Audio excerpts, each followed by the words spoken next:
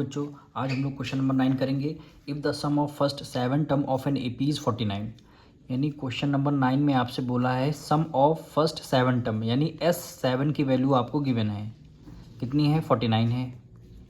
ठीक, कह रहा है and that of 17th term is 289 से एंड डेट ऑफ मतलब है यानी S17 की भी वैल्यू आपको गिवन है, कितनी है 289।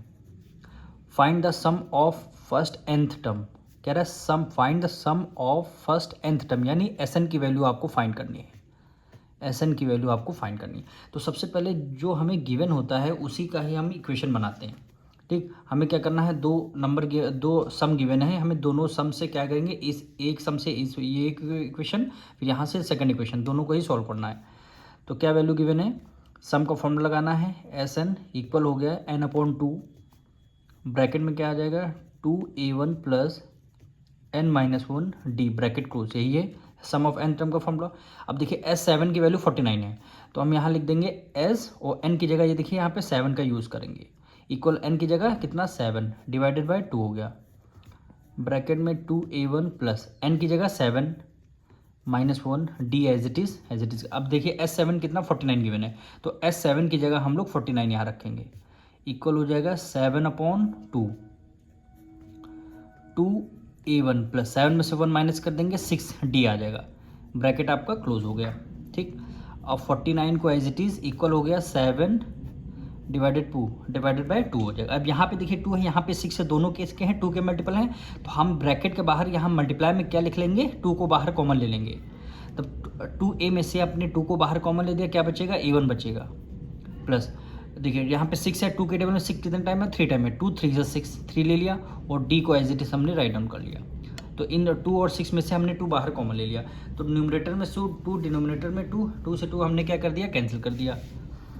अब देखिए 7 इधर मल्टीप्लाई में है, तो इक्वल के इस तरफ लेके आएंगे डिवाइड में हो जाएगा, यानी 49 डिवाइडेड बाय क्या हो जाएगा 7 हो जाएगा। यहाँ पे क्या बचेगा, केवल a1 प्लस 3d बचेगा, a1 प्लस 3d, 7 7 जा 49, तो यहाँ पे क्या बचेगा 7 इक्वल आ जाएगा a1 प्लस 3d।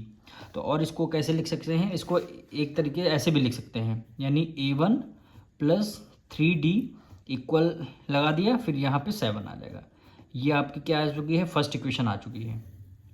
ठीक, ये a1 प्लस 3d इक्वल आपका कितना आ गया 7 आ गया, ये आपकी फर्स्ट इक्वेशन। अब हमें क्या करना है कि ये देखिए S17 289 है, यहाँ से सेकेंड इक्वेशन आपको फाइंड करनी है। फॉर्मूला यूज़ कर लेते हैं, एस एन इक्वल हो जाएगा n/2, ब्रैकेट में 2a1 प्लस n-1 d और आपका ब्रैकेट ही क्लोज।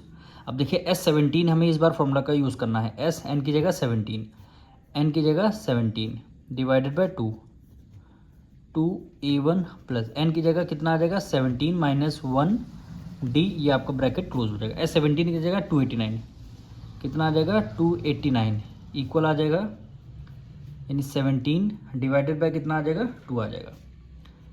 अब देखिए 2a1 as it is plus 17 में से 1 माइनस कर देंगे 16d आ जाएगा, ब्रैकेट आपका क्लोज हो गया। अब यहाँ भी 2 है, यहाँ भी 16 है, आप क्या कर लेंगे बाहर 2 को कॉमन ले लेंगे, यानी 289 इक्वल हो जाएगा 17 डिवाइडेड बाय 2। क्या किया आपने बाहर 2 को बाहर कॉमन ले लिया, क्या बचेगा केवल a1 बचेगा, प्लस 2 के टेबल में 16 8 टाइम में आता है, तो 8d हो जाएगा, इक्वल हो जाएगा। ठीक, ब्रैकेट क्लोज कर दिया हमने। अब 2 से 2 हमने कैंसिल कर दिया, अब 289 डिवाइडेड बाय 17 देखिए उधर मल्टीप्लाई में इधर आ जाएगा डिवाइड, इक्वल हो गया a1 प्लस 8d, 17 जा कितना होता है 289, तो यहाँ पे 17 आ जाएगा, क्योंकि 17 बन जाए 17 जा 289, तो a1 प्लस 8d, इसको और ऐसे भी लिख सकते हैं हम, यानी a1 प्लस 8d इक्वल आ जाएगा 17। ठीक, ये आपकी क्या आ जाएगी सेकेंड इक्वेशन। अब देखिए दोनों इक्वेशन हमने फाइंड आउट कर लिया, अब इन दोनों इक्वेशन को माइनस करेंगे, यहाँ से a1 और d की वैल्यू फाइंड करेंगे। क्या अब हम लिख देंगे from equation first and second, तो आप क्या करिए सेकेंड इक्वेशन से में से फर्स्ट इक्वेशन माइनस कर लीजिए। तो मैं यहाँ पे लिखेंगे सब्ट्रैक्ट इक्वेशन, हमने क्या किया है सेकेंड इक्वेशन, यहाँ पे देखिए क्या करेंगे सेकेंड इक्वेशन से फर्स्ट इक्वेशन को माइनस करना है। तो यहाँ पे लिख दें subtract equation second minus first. ठीक, सेकेंड इक्वेशन हमारी क्या गिवन है, A1 प्लस 8D इक्वल क्या आ जाएगा, 17 आ जाएगा। फर्स्ट इक्वेशन क्या गिवन है, A1 प्लस 3D इक्वल कितना आ जाएगा, 7 आ जाएगा। अब देखिए माइनस करना है तो सारे वैल्यू चेंज कर, A1 आपका प्लस है माइनस में हो जाएगा, 3D आपका प्लस है माइनस हो गया, 7 आपका प्लस है माइनस में हो जाएगा। अब देखिए A1 आपका प्लस A1 माइनस, तो प्लस माइनस से माइनस कैंसिल हो गया। 8 आपका प्लस में है, 3 आपका माइनस, 8 में से 3 माइनस कर देंगे कितना आ जाएगा, 5D आ जाएगा इक्वल। 17 में से 7 माइनस कर देंगे 10 आ जाएगा, यानी D इक्वल हो जाएगा 10 डिवाइडेड बाई 5। तो यहाँ पे D की वैल्यू कितनी आ जाएगी, 2 आ जाएगी। D की वैल्यू हमारी 2 आ चुकी है। अब इस D की वैल्यू को दोनों में से किसी इक्वेशन में पुट कर देंगे तो हमारी A1 की वैल्यू आ जाएगी। तो यहाँ पे लिख देंगे पुट